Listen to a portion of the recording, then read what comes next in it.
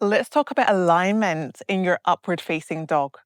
The small changes you make now can have a huge impact on your practice, helping you to build good foundations and to create a strong body as you move away from common mistakes and habits that can create pain, weakness, and fatigue in the body too.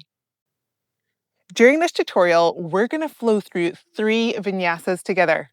Don't worry, you don't have to do all 3 if you don't want to. Maybe do one, watch one, and come back to another one later on. Even better yet, save this video and practice it as often as you want to create what upward facing dog looks like for you with good alignment. Making these changes now can help you to have a much better, stronger, healthier yoga practice. Let's get started. Start by coming down into a comfortable seated position. Take an inhale breath.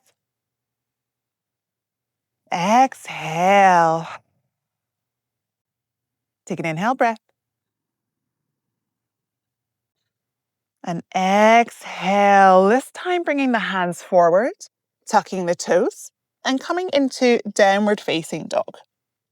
Don't worry if your heels don't meet the mats. Take an inhale.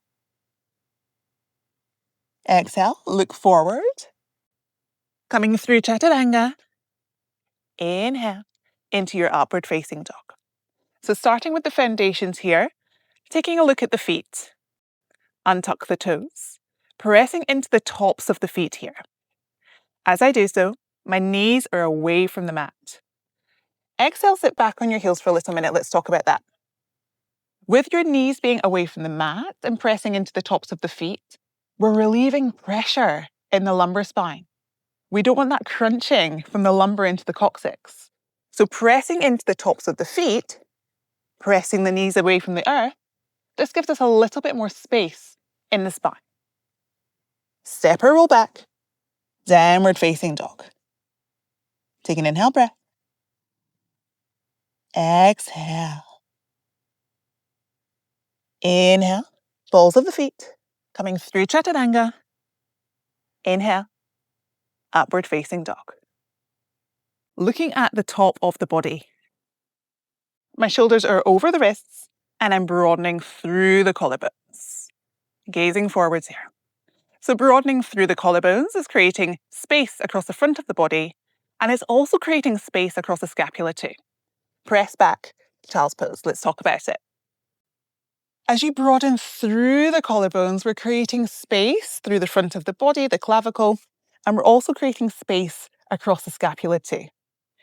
When you pinch the scapula together, not only is it painful, it's creating a lot of pressure in the spine and the body and a lot of tension. That's not what we want. We're literally looking for the opposite of that. I'll show you what pinching looks like. Brace, brace. So coming into your upward facing dog, if I am knees on the earth and dumping my weight and drawing back the shoulders, really squeezing them here, this is creating so much pain. I'll show you where. Lower back, middle back, and upper back. I can't do that for another breath.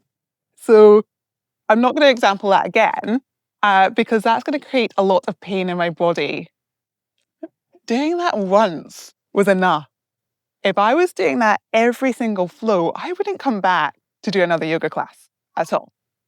So that reminder again, broadening through the collarbones, taking your inhale breath and lengthening through the spine. Always thinking about length and space. Bring the hands forward, tuck the toes, downward facing dog.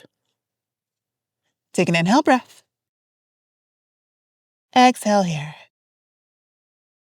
Inhale, coming forwards through chaturanga to your upward facing dog. As you inhale, take your drishti, your gaze, forward, or perhaps marginally up. As you inhale here, we're creating length through the axis, that's the top of your spine, down through the thoracic spine into the lumbar spine. Let's sit back. Guess what? We're going to talk about it. Through creating length all the way from the top of your spine to the base of your spine, we're creating space in the body. Some people, and you might see maybe 1% of yoga people or people in general who do this and who can do this, you might see them throwing their heads back.